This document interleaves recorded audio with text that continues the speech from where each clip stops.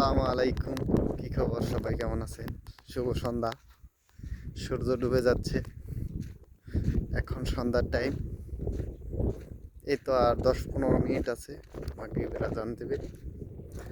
বেলা তলিয়ে যাচ্ছে।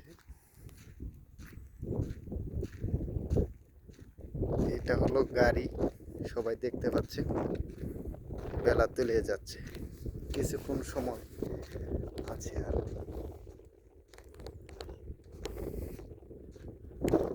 আমাদের মামু ওই তো দাঁড়িয়ে আছে, ভিতরে যাচ্ছে, বাহিরে আসছে। এখন খেমা বন্ধ করব। এটা নাম হলো খেমা, যেটার আমরা তাবু বলি।